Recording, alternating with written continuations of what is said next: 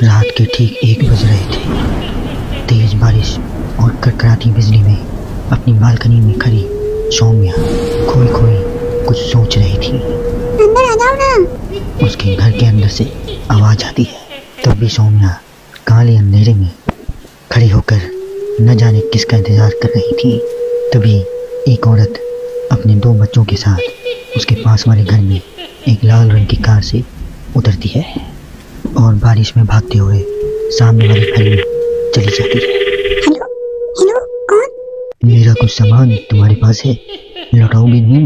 आपका क्या सामान? कौन है आप? मैं तो इस घर में कुछ शिफ्ट में नहीं आई हूँ। आपको यहाँ का नंबर कैसे पता चला? मम्मी, हो सकता है जो फैमिली यहाँ पहले रहती हो ये कॉल उनके लिए हो। नहीं नहीं, ऐसा नहीं है। बाहर कड़कड़ाती बिजली और एक अनजान आदमी के फोन कॉल ने प्रीति को डरा दिया था। वो फौरन कॉल रख देती है। चलो बच्चों, कमरे में चलते हैं। मैं तुम्हें सुला देती हूँ। पर इतने अंधेरे में तो कुछ भी नहीं दिखाई दे रहा है। मम्मा, फ्लैशलाइट ऑन करो ना। फ्लैशलाइट ऑन करती है, जहाँ उसे ऊपर जाने की सीढ़ियाँ दिखती हैं और चारों तरफ सफेद कपड़ों से ढके फर्नीचर थे। तभी प्रीति की 3 साल की बेटी उससे कहती है, मम्मा, गोश्त। नो भाई, ये तो व्हाइट क्लोथ्स है। चलो ऊपर, मम्मा आपको स्टोरी सुनाएगी। सुनिए ना आपको स्टोरी। चलो चलो चलो, जल्दी चलो। प्रीति अपनी छोटी बेटी को अपनी गोद में उठाती है और अपने बेटे के साथ सीढ़ियाँ चढ़ना शुरू करती है। एक एक कदम उसे ऐसा एहसास हो रहा था मानो वो सीढ़ियाँ भी नहीं दलदल में कदम रख रही हो। ये मेरे पैर सीढ़ियों में धंस क्यों रहे हैं? बहुत देर चलने के बाद सीढ़ियाँ खत्म होती हैं। ऐसा लग रहा था कि मैं पता नहीं कितने दिनों से चल रही थी। जैसे तैसे प्रीति थकी हारी ऊपर कमरे में पहुंचती है। जैसे ही फ्लैश बेड पर पड़ता है, वो देखती है कि उसके दोनों बच्चे पहले से ही बिस्तर पे सो रहे हैं। मेरा सर चकरा रहा है। बच्चे तो मेरे गोद में थे, यहाँ कैसे आ गई?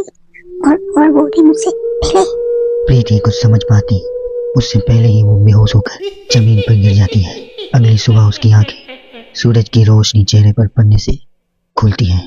वो बैल्कनी में जाती है, जहाँ उसे सौम्या अपने बैल्कनी में खड़ी दिखती है। ऐसा लग रहा था मानो सौम्या रात भर से वहीं बालकनी में ही खड़ी थी। प्रीति सौम्या को मुस्कुरा कर देखती है। हेलो, मैं यहाँ कल रात में शिफ्ट हुई हूँ।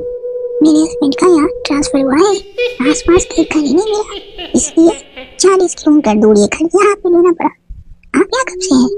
पता नहीं, साल हो गए हैं, यहाँ कोई आया ही नहीं। पर अब तुम आ गई हो ना, तो थोड़ी राहत सी लगेगी। आओ ना घर पे। हाँ, क्यों नहीं, मुझे भी कंपनी मिल जाएगी। वैसे ना, कल रात मैंने यहाँ कुछ अजीब महसूस किया। मैं आकर बताती हूँ, ठीक है?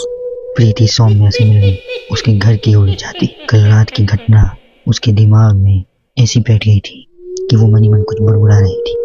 वो वहाँ पहुँचती है और पिछली रात के इंसिडेंट के बारे में उसको बताती है।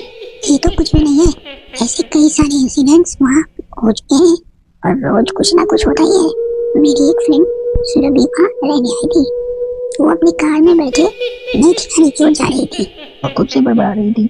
ये सिविल इंजीनियर्स की लाइफ में बड़ी मुश्किल होती है, जंगल झाड़ियों में रहना पड़ता है।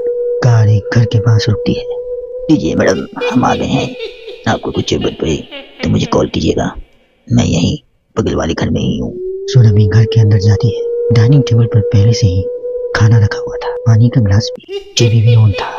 ऐसा लग रहा था कि मानो अभी भी यहाँ कुछ था और है भी। चलो, कंपनी अच्छी है, सब अरेंजमेंट्स मेरे आने के पहले ही कर दिया है। सुरभि खाने की टेबल पर बैठती है, जहाँ 5 लोगों का खाना परोसा हुआ था। ये 5 प्लेट पता नहीं किसके लिए सर्व कर दिया है। हाँ जी है। सुरभि अपने प्लेट से खाना शुरू करती है और उसी वक्त बाकी 4 प्लेटों से भी खाना गायब होने लगता है।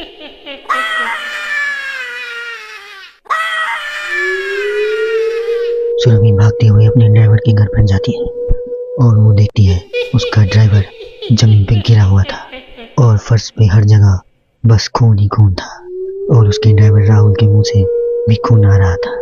मैम, यहाँ पे आत्माएं रहती है और वो आपको भी नहीं छोड़ेंगी।